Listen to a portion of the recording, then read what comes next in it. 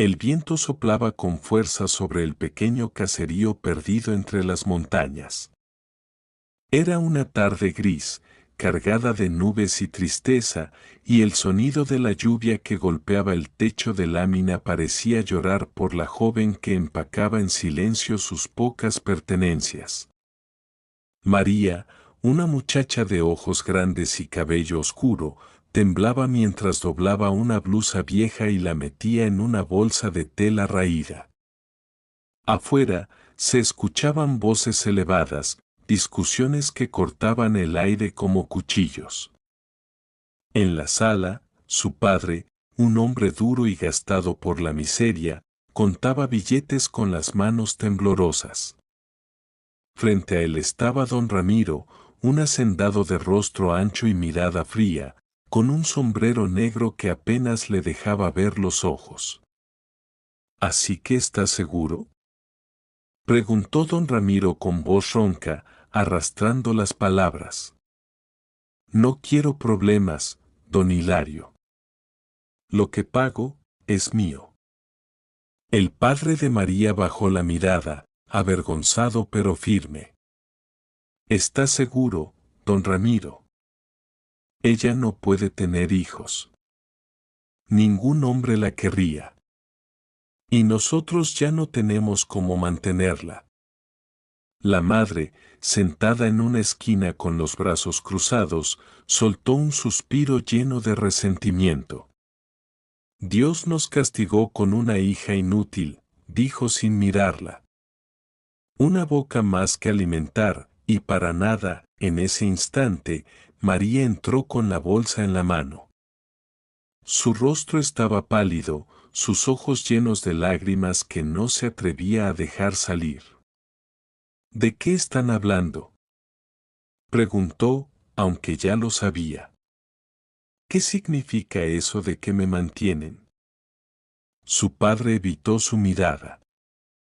Significa que ya no puedes quedarte aquí, hija. Este hombre, tragó saliva, buscando las palabras, te va a cuidar. Te dará comida, techo, trabajo. Es lo mejor. María retrocedió, horrorizada. ¿Cuidarme? Me están vendiendo. Soy su hija. Gritó, rompiendo en llanto. Papá, por favor, no lo haga. Pero su madre la interrumpió con una voz helada, cargada de amargura. Deja de llorar. No hay lugar para una mujer estéril en esta casa. No sirves para dar familia, ni para ayudar en el campo. Agradece que alguien quiera pagarte algo. El trueno retumbó afuera, haciendo temblar las ventanas. Don Ramiro sonrió con desdén. No te preocupes, muchachita, dijo mientras se acercaba y la observaba de pies a cabeza. No te va a faltar nada, mientras hagas lo que te diga. María sintió un escalofrío recorrerle el cuerpo. Dio un paso atrás, apretando su bolsa contra el pecho. No quiero irme. Prefiero morir, susurró. Pero su padre la tomó del brazo con fuerza, con los ojos llenos de rabia y vergüenza. Ya basta, María. No nos hagas esto más difícil. Es tu destino, entiéndelo. Ella lo miró, buscando aunque fuera un poco de compasión en su rostro, pero solo encontró cansancio. La madre le colocó un chal viejo sobre los hombros y la empujó hacia la puerta. Vete. Ya no eres bienvenida aquí. El sonido de la lluvia se volvió más fuerte. María cruzó el umbral y el frío la golpeó en la cara. El barro se pegaba a sus sandalias mientras caminaba hacia la carreta donde la esperaba don Ramiro. El hombre se subió y tiró de las riendas sin mirar atrás. La joven, con los ojos fijos en el horizonte, sintió como su hogar desaparecía detrás de la cortina de lluvia. No sabía a dónde la llevaban, ni qué le esperaba, pero en el fondo de su corazón solo había un pensamiento: Dios, no me abandones. El viaje fue largo y silencioso. Las gotas caían sobre su rostro, mezclándose con las lágrimas. En su mente se repetían las palabras de su madre, clavándose como espinas. Eres una vergüenza, no sirves, inútil. Se abrazó a sí misma, temblando, mientras la carreta se internaba en el bosque.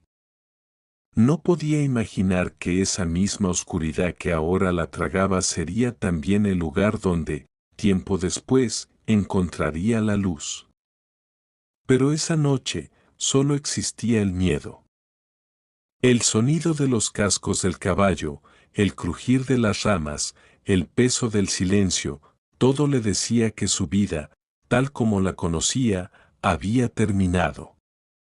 Y sin embargo, bajo la lluvia y el dolor, algo en su interior se negaba a morir, una chispa de esperanza, pequeña pero viva, esperando el día en que alguien, por fin, la mirara no como una carga, sino como un ser humano digno de amor. La noche había caído sobre la ciudad con una lluvia fina que golpeaba los cristales como un susurro constante. Daniel caminaba con paso cansado, su chaqueta empapada, el olor a humedad pegado a la piel. Llevaba el uniforme arrugado y las manos ásperas por el trabajo, pero en su mirada había una luz que no se apagaba, la de un padre que, pese al cansancio, sabía que lo esperaba el amor más puro del mundo. Subió los viejos escalones del edificio donde vivía y abrió la puerta de su pequeño departamento. El aroma a sopa caliente lo recibió junto con una voz dulce que gritó desde el fondo: «Papá. Llegaste». Era Sophie, su hija de 6 años, una niña de cabello rizado y sonrisa traviesa que corría hacia él con los brazos abiertos. Daniel la alzó del suelo y la apretó contra su pecho. «Mi vida, ya deberías estar dormida», dijo riendo. «Mañana tienes escuela». «Pero quería darte esto», respondió ella, mostrándole un dibujo colorido donde él aparecía con su casco y una caja de herramientas enorme. «Mi papá, el héroe que arregla todo». Daniel sintió un nudo en la garganta. Besó la frente de su hija y la sentó en la cama. «Prometo que lo colgaré en mi trabajo, ¿sí?». Ella asintió y se acurrucó bajo las cobijas. Mientras se le apagaba la luz, la pequeña murmuró medio dormida: «Papá, tú no estás solo, me tienes a mí». Más tarde, mientras el reloj marcaba las 11, Daniel se quedó sentado en la mesa, mirando el dibujo. Su mente volvió a la escena de la mañana, la mirada de Camila Rivas, tan fría y cortante como una cuchilla, y sin embargo tan llena de algo que no supo nombrar. Había trabajado para muchos jefes, pero jamás había sentido esa mezcla de respeto y rabia, de atracción y compasión. «No te metas en líos, Daniel», se dijo a sí mismo. «Esa mujer vive en otro mundo. Tú solo necesitas este techo y a tu niña». Pero aunque lo intentó, la imagen de Camila seguía apareciendo en su cabeza, como una sombra luminosa que lo desvelaba. A la mañana siguiente, llegó temprano al edificio. El cielo seguía gris, y el olor a café recién hecho llenaba el vestíbulo. Mientras limpiaba el pasillo del piso 35, escuchó una voz detrás de una puerta entreabierta. Era Camila. No sonaba como la jefa arrogante de ayer, sino como una mujer cansada, vulnerable. «No, mamá, no necesito a nadie. Estoy bien, te lo juro», decía al teléfono, aunque su voz se quebraba en cada palabra. «Ya te dije que no tengo tiempo para esas cosas». El trabajo es lo único que me queda. Daniel se quedó inmóvil, sin querer escuchar, pero sus pasos lo traicionaron. Una carpeta cayó al suelo, el ruido rompió el momento. Camila abrió la puerta con el ceño fruncido, furiosa. ¿Qué demonios haces aquí?, gritó, su tono como un látigo. Perdón, señora, solo estaba recogiendo unas herramientas, dijo Daniel, agachándose para levantar los papeles que se habían esparcido. ¿Estabas escuchando?, lo acusó, cruzando los brazos. No, señora, juro que no.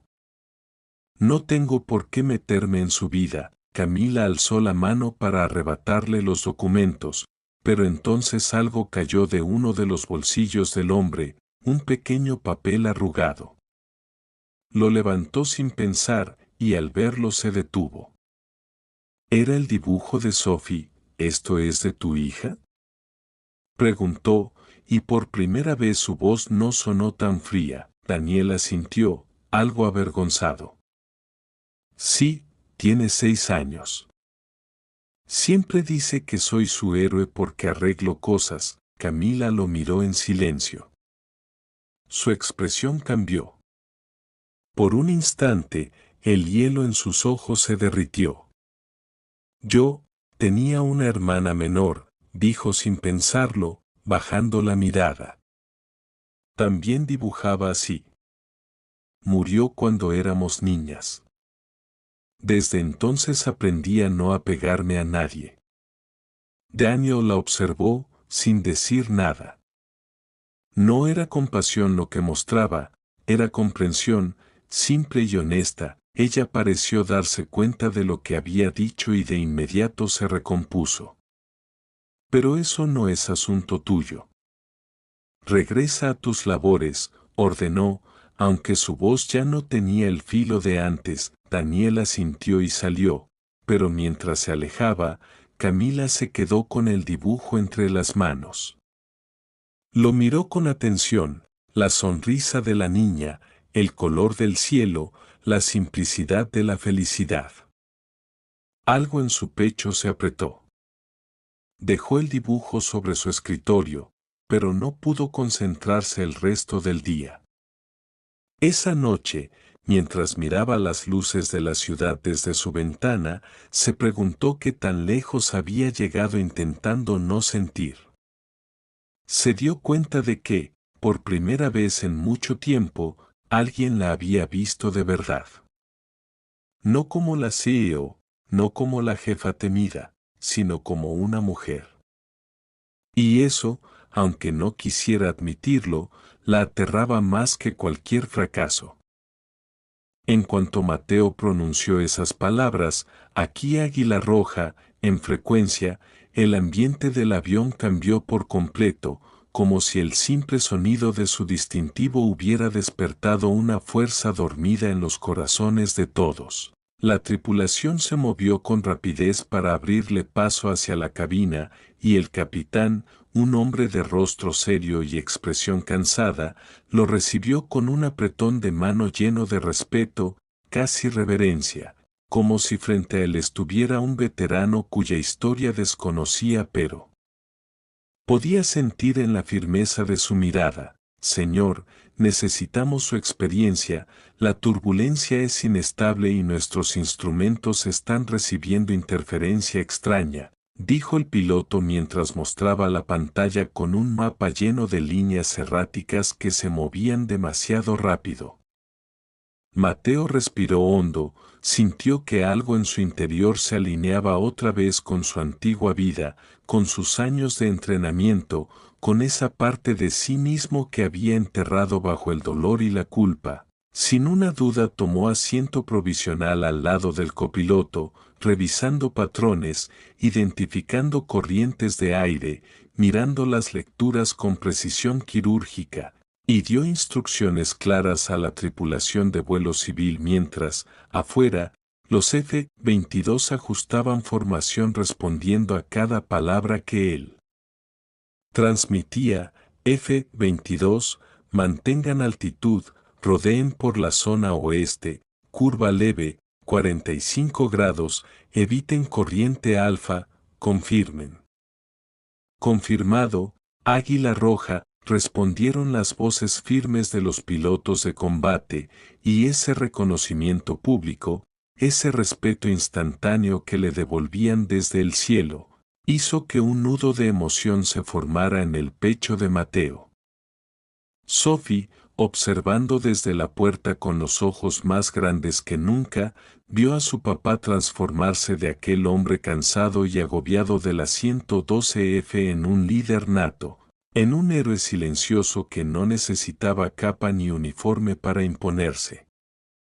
Durante 20 minutos eternos, Mateo guió la aeronave por el corazón de la turbulencia, corrigiendo cada desvío con instrucciones seguras. La tripulación no obedecía sin dudar. Los pasajeros contenían el aliento mientras el avión recuperaba estabilidad poco a poco, hasta que finalmente la presión disminuyó, la turbulencia cedió y una calma inesperada llenó cada rincón de la cabina. Un aplauso espontáneo explotó desde los asientos traseros, primero tímido, luego masivo, y Mateo sintió que las lágrimas que había contenido por tanto tiempo amenazaban con desbordarse. Los pilotos del F-22 se comunicaron de nuevo, esta vez con un tono cálido: hermano, Águila Roja, mis respetos. Tus manos siguen siendo las mejores de los cielos. El capitán del avión se volvió hacia él y le dijo con voz profunda: Señor, usted nos salvó. Pero Mateo negó suavemente, mirando a Sophie, quien lo abrazaba con fuerza: yo solo hice lo que siempre hice, proteger a los que van conmigo. Y en ese instante, mientras veía por la ventana a los F-22 acompañando al avión como un homenaje silencioso, comprendió que aunque había perdido a su esposa, aunque había dejado los cielos por dolor, nunca perdió su esencia, y que el respeto que creyó enterrado no venía del uniforme, sino de la fuerza que jamás dejó morir dentro de sí.